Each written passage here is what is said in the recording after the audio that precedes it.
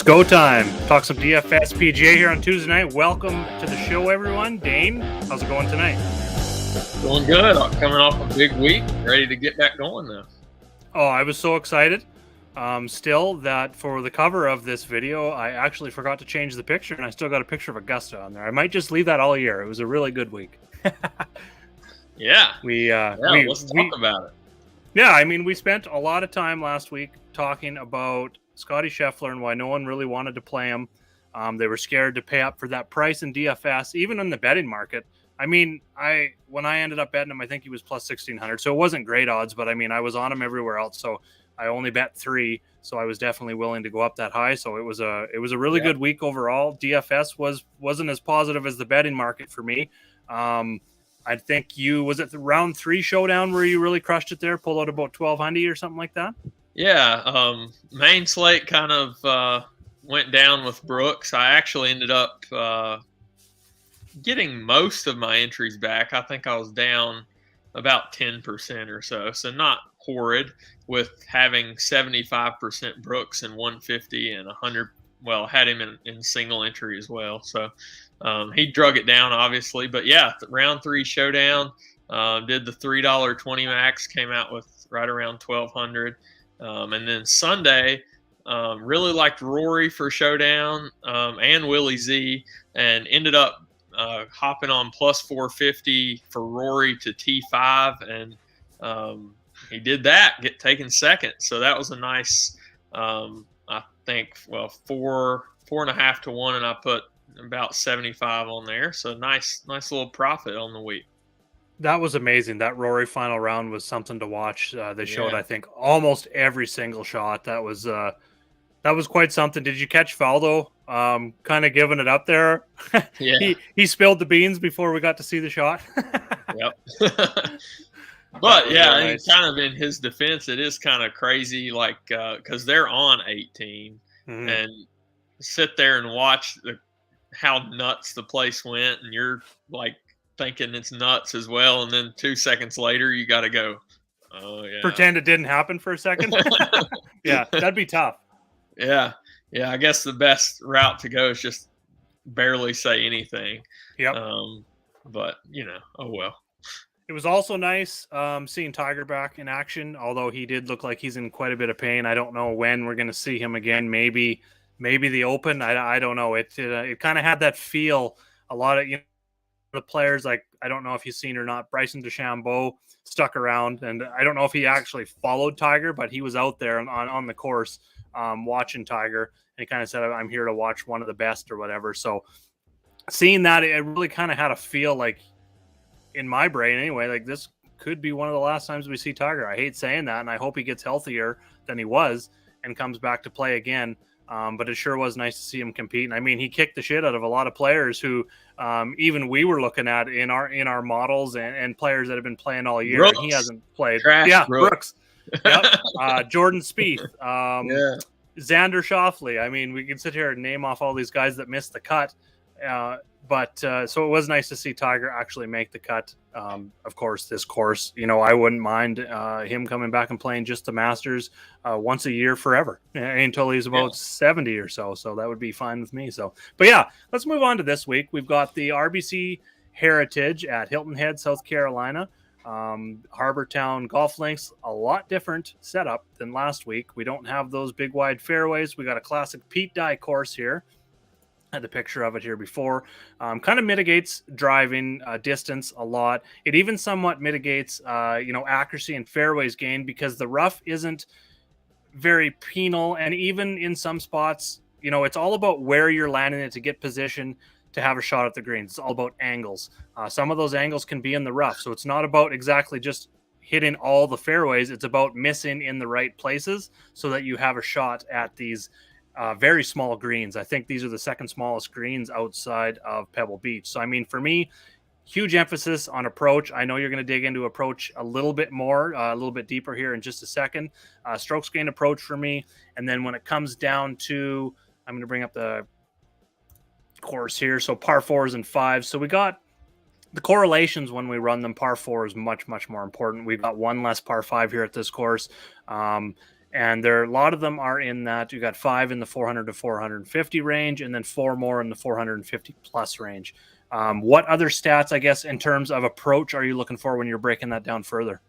Yeah, so like you said, approach very important this week. And if you look at kind of the correlations of here in the past, very recently, over the last few years, strokes gained or proximity gained between 100 and 125 is an important one, and then 175 to 150. I found it kind of interesting if you run it all the way back. I think we ran it back all the way to 2012. And if you do that, the average on the proximity comes a lot more even across the board. It's still 175 to 200 and 100 to 125 is the most important, but not as important as it was in the last few years. So I don't know if that's just a change of the game.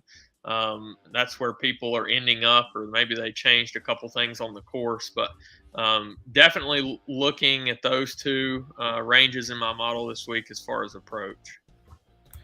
Yes, for sure. So looking at some of these average player stats here, we can definitely see that we're a little bit above average in terms of driving accuracy and greens and regulation. And just looking at some of these pictures here of the course, if you're kind of new into this or maybe don't know the course, this was a good view here. This hole number 2, just this par 5 specifically. I mean, even hitting this in 2 is very, very tough.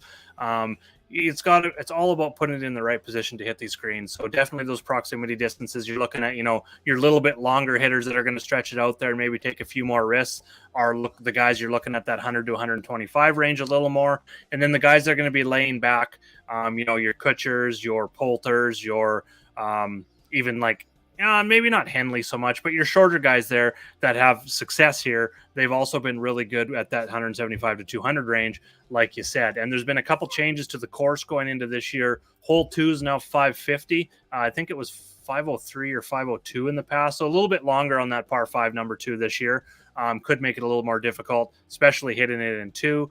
And the other hole was over here. We added 20 yards to number 5 too. So the par 5s generally two of the 5 of them, or the 2 on the front 9 specifically, have gotten a little bit longer this year. So keep that in mind. But it's all about positioning at any Pete Dye course, and specifically this week. So looking at some of the past winners here, if I can get to it, we got Stuart Sink last year. That was that. I think that was his first win of the sun on the bag. Correct me if I'm wrong there. I believe so. That was the storyline we heard about all weekend. Yeah, oh yeah, he had. I don't know if his other one had his son or not, but I'm thinking you're right. And then we had Webb Simpson in there. So 2 big scores those last 2 years, minus 19, minus 22. So there's been a lot of scoring over the last couple of years. That may be why they lengthened those par 5s. Not real sure. 2019 CT Pan, we had Satoshi Kadera, who just narrowly beat. It looked like we were going to get the Siwoo Kim Pete Dye win there in 2018, but he lost in the playoff. Wesley Bryan got the plaid jacket. So yeah, we go from green jacket to plaid jacket. A little bit different course this week. So let's dive in. I want you, actually, before we do that, let's look at the weather, because that's always important here at this seaside course. Thursday, we got winds between 10 and 15 mile an hour. We got gusts between 15 and 20. So that's going to play. Maybe getting a little bit of advantage in terms of a late early. It looks like a little bit right now, early in the week. So that's something we'll monitor going into lineup lock. I'll also have tee times and waves updated on the sheet there as well. So it looks like we could maybe get an advantage there. And then moving into the weekend, Sunday, this could be a really good finish to the tournament here. If you got a guy that's only ahead by 2 or 3 strokes this week, you'll be sweating a little bit more than Scotty, who 4-putted for a 3-stroke win last week. So, yeah. Definitely. And side note, before we get into some of our favorite plays and stuff, if you, I know we got some members that live fairly close to Hilton Head, but if you've not taken the trip down to Hilton Head, it's an awesome place to go. So maybe mesh it up with the tournament next year. Go see these guys a couple days. But yeah, we went twice last year. Went right on the course there for on one of our trips, and it was a spectacular view on 18 there for sure. Oh, that's awesome. Oh, right on. Well, let's dig in here. I have an interesting take on the top tier I want to discuss first. you mentioned it a little bit in your betting article, talking about the guys that were maybe grinding it at Augusta and maybe fading them. I'm kind of this is my thinking. The 10K and up guys on DraftKings, I'm kind of fading this week. I'm going with a much more balanced approach in terms of my lineup builds because I want to mitigate the risk a little bit because of that narrative, especially with guys like who's in that. I think next week is the team event in New Orleans. So we got Cam Smith. I think Justin Thomas is in that event next week. Patrick Cantley's in that event. So we've got 3 of those top 5 guys who are in that event next week. If they maybe get off to a slow start, this kind of feels a little bit like the event going into the Masters, the Valero there, where if a guy gets off to a bad start, is it going to be a withdraw, or we may even see a withdraw leading up to a lineup lock. So for myself, I'm going with a lot more of a balanced approach, and pretty much maybe in GPPs, I'll maybe grab a couple guys up there, but generally I am sub 10K and going balanced. How are you feeling this week with your lineup build? Yeah, so the 10K and above is initially I did want to kind of skip that range for the most part. I've not decided yet how many lineups I'm going to build this week. It's going to be either 20 or 50. I'm not sure yet, but the 10K and above range is going to get ownership. JT, definitely the class of the field or one of the top few guys. He's going to rate out first in pretty much everybody's model. Stat wise, fantasy or fan share has him at about 18% right now. Obviously, that's going to be updated through tomorrow. Morikawa is looking like the chalk of all chalk up there, 25% projected ownership right now. I think he was actually my favorite before, but I actually lean, if I'm going up here, and I'm like you, I do want to limit my exposure up here. As of now, I want to go more to DJ. Yes. Looking like one of the lower on 12% right now. And he's had decent success here. No top 10s, but 16th, 28th, 17th, 13th. Wasn't necessarily right in the thick of things last week. And DJ is definitely going to be my top guy 10K and above this week. Okay, I like that. And I've got a model on Fantasy National built for Pete Dye, and what I did was look at strokes gained total and a rolling report. So looking at the last 4, 8, 12, 24, and 50 rounds just to kind of see a trend. He's one of the only, one of about 4 or 5 players that is top 10 in all of those models, last 4, 8, 12, 24, and 50. 8th or better in all of those looking at strokes gained total. So he's really good on the Pete Dye courses. I like the form coming in. He's never really popped with the top 10 here at this course, but he's never killed your lineup either with those top 20s. And even that T28 isn't, an absolute lineup killer by any means. It's not what you're looking for from a top price player, but he's been solid. So seeing him pop off here, kind of getting back into form, DJ form that we expect. I'm with you. That would probably be the guy that I would end up going with. And it's probably going to come down to Wednesday afternoon to evening when I kind of really do break down that ownership a little bit more, when a lot more data's come into fan share, where I'm probably just going to take the lowest owned guy I'm probably going to be doing 20 max this week. So generally I bet you about 60% of my lineups are going to be all sub 10K guys in a build like that. But then about 8 lineups, I maybe want to grab exposure to 1, maybe 2, depending on ownership. DJ is at the top of that list right now because I do think with you, Morikawa is going to be high owned, Justin Thomas, and even Cam Smith possibly if none of those guys withdraw. So Dustin Johnson is definitely my favorite. But for me, I'm going down to the next range. I really love Lowry.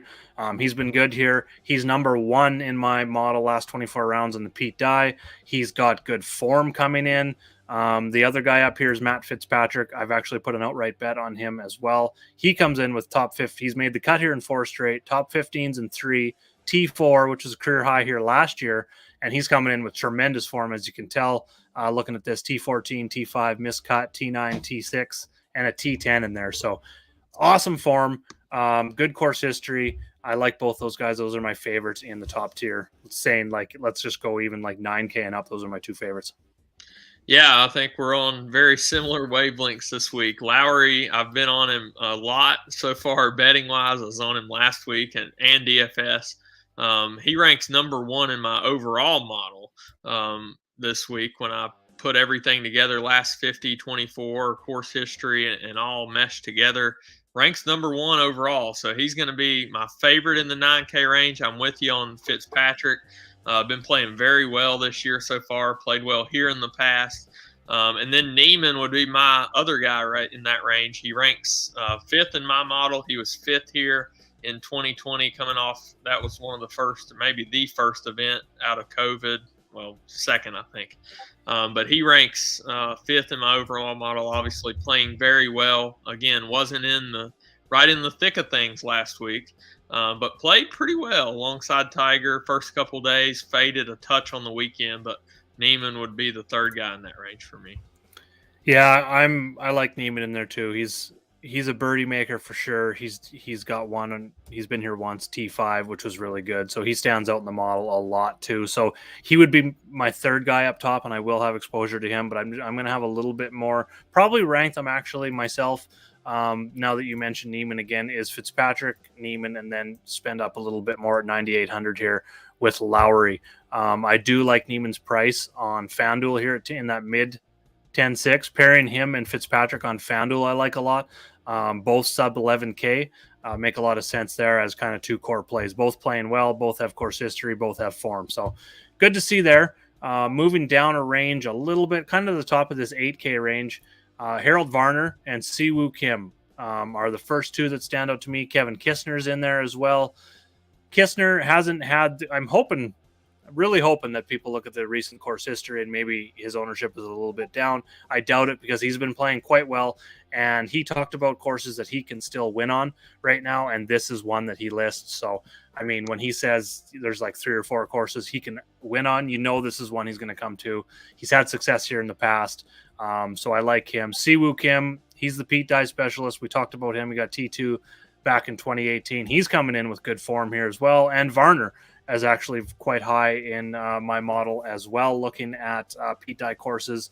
And some of that includes, a couple of his down rounds on Pete Dye in the last 24 rounds that have came at the Players when it was really windy.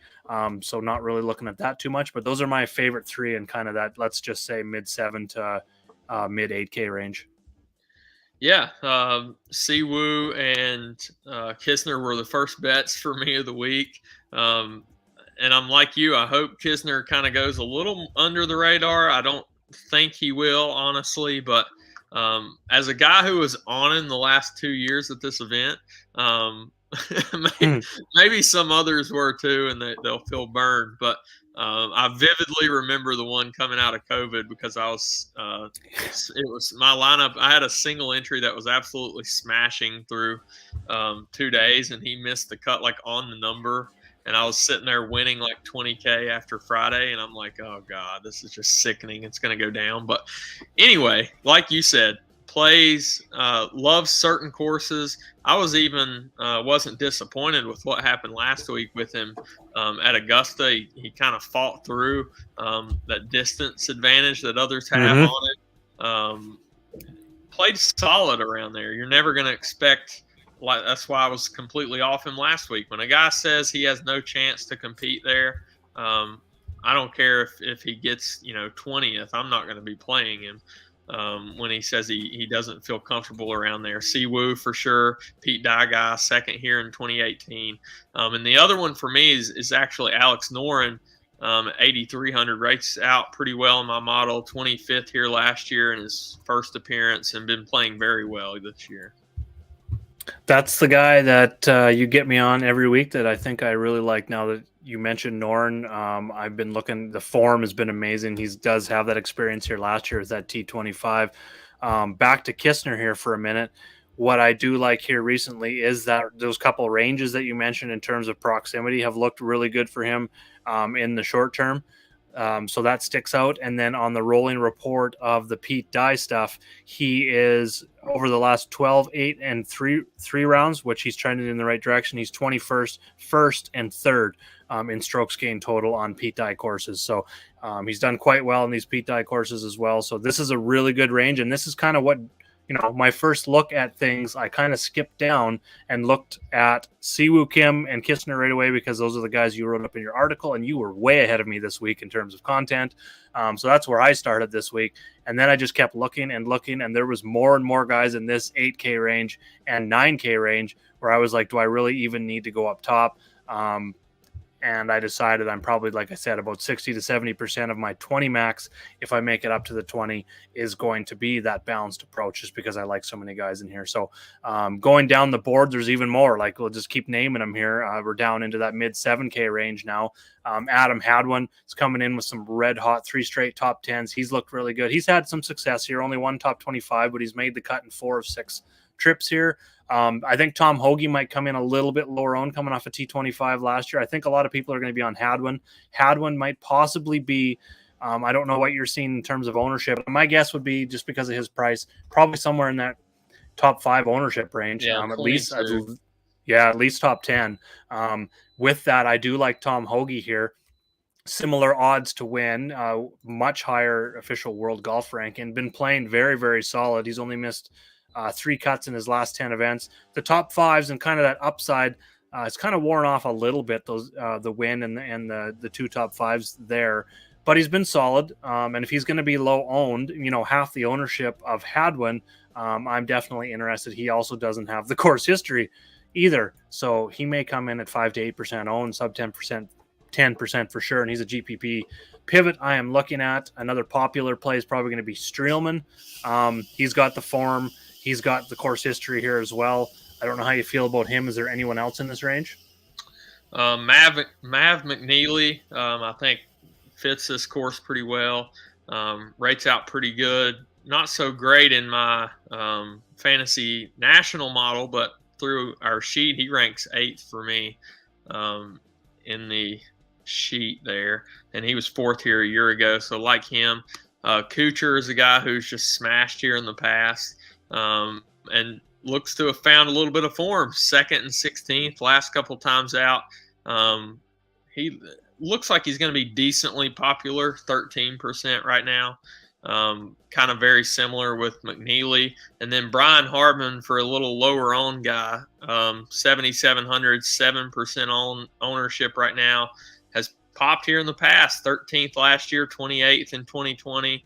9th in 17, 7th in 2014. Kind of like Kisner, Harmon feels like one of those guys that can only compete at certain courses, and this should be one of them for him.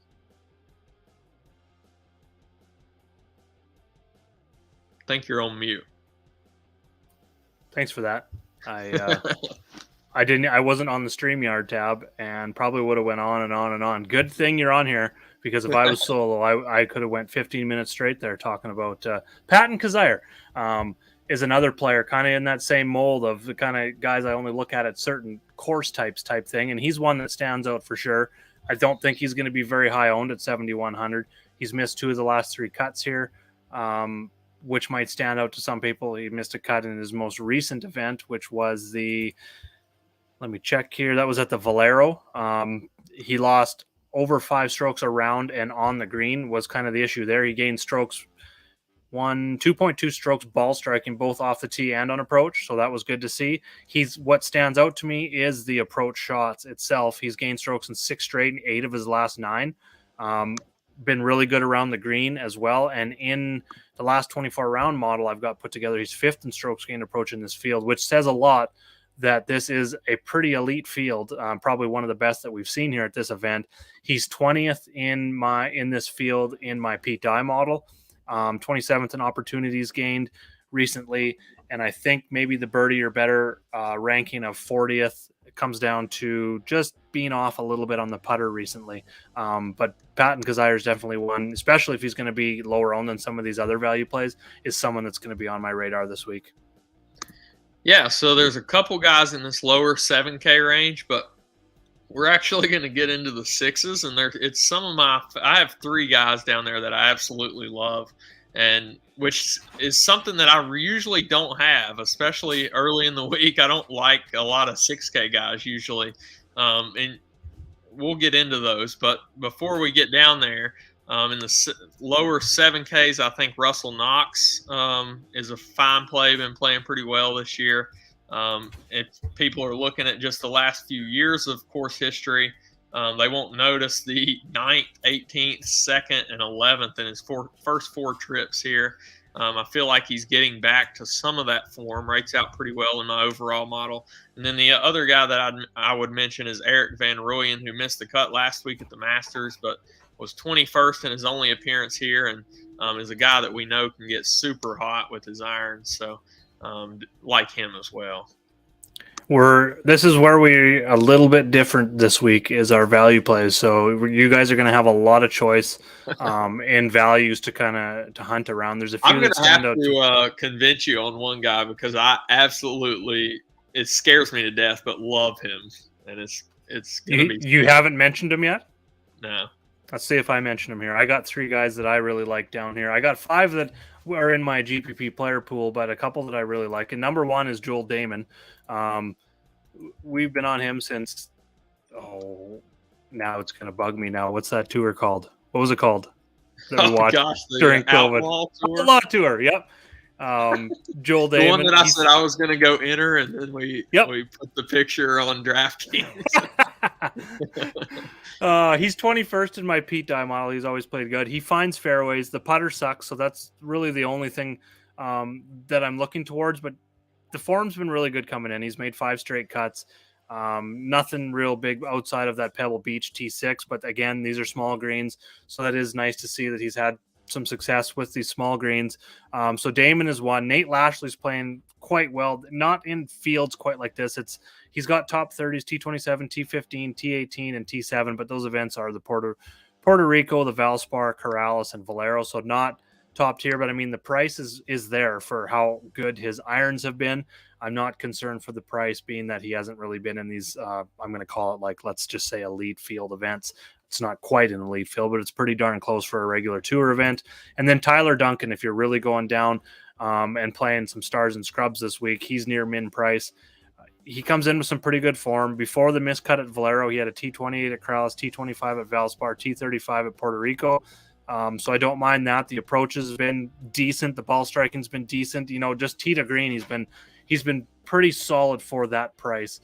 And then just looking at his, had him highlighted down here. He made the cut in 2020 with a T28. So he's made the cut here once. So he's seen a little bit of success at this course, even though he's missed 2 or 3. But again, he's 6,200. He's going to be super low owned.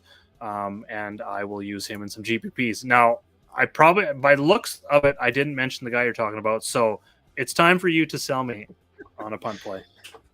All right. So I'll leave him for third. But like I said, I want a lot of exposure to guys down here, and it scares me to death. But I think what I'm planning on doing is, if I end up building 50 lineups, usually I try to limit how many of these 6K guys per lineup that I have to one max. And I'm probably going to do that again, but I'm going to go back in and say in 4 to 5 teams, hand build them and make it where I have to. But I want to go ahead and set the rule in the optimizer that I don't get more than one, so I don't have to edit it the other way and get like 30 lineups with 2 of the guys. So, right.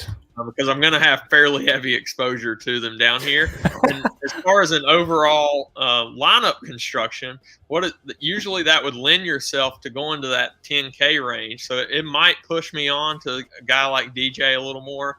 But I just playing around with a couple handbills, I think it might also get it to where I play, 3 9K guys or 2 9K guys and a mid to high 8K guy as well. So you can kind of do a variation of stars and scrubs where you don't even have to go into the 10K. So the 3 guys, 2 of them I've already bet, and I've got that on the sheet. Matthew Neesmith rates out very well in my model. I think he's going to be one of the more popular 6K guys, though.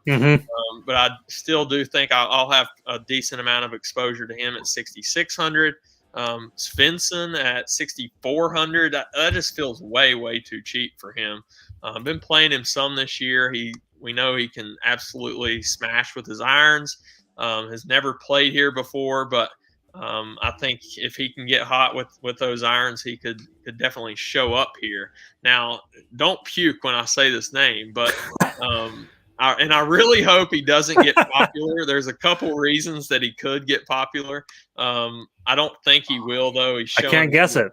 He's showing it 1% owned. Yeah, I'll let you try to guess it. I can't. I've been trying for 5 minutes. I can't. I have no idea. So it's and I gotta click back to see your face, but Luke Donald. Yeah. Okay. Yeah. All so right. let me sell you on Luke Donald. So he rates out 7th in my overall model for the week. 5th in course history. We know this. Dove mentioned it in chat. This used to be like his kind of like Kisner at Playground. The match play. This used to be his yearly paycheck where he'd come here and get first or get second. But all right, so if you look at his irons recently, it really sticks out to me that this guy has last 3 events gained 3.3 at the Valero, 6.2 on approach at the Valspar, and then back at the Honda when he missed the cut, he gained 4 and couldn't putt a lick. So where does he lose his strokes? It's off the tee. And if you dig in a little bit more to the off the tee, yes, his strokes gained off the tee are horrible, but if you look at good drive percentage, he's actually middle of the field. So what that tells me is it's a lot to do with distance, which is going to be mitigated here.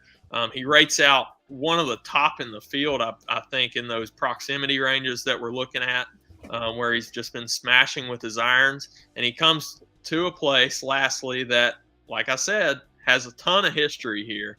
Not in recent years, but back starting in 2017, second, 15th, second, third. I think he can feed off of that. So Luke Donald, 6,300, I really, really like this week. You are a damn good salesman because as I'm looking more and more at this, and you dug in deep. So that off the tee that he's losing strokes, because you did mention that he is gaining, and I'm looking at it now, he gained 3.3, 6.2, and 4 in his last 3 events. Not the Puerto Rico because they don't count strokes gained, but huge. And he's gained strokes putting in his last 2 events, so that's good to see. T16 and T58, so he made the cut at the Valero.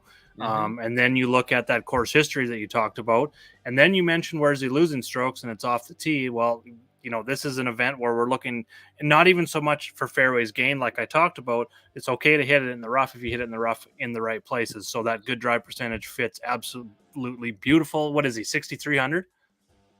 Yeah. And if you look there at the Valspar when he was almost flat off the tee, which is another place that distance is not the end all.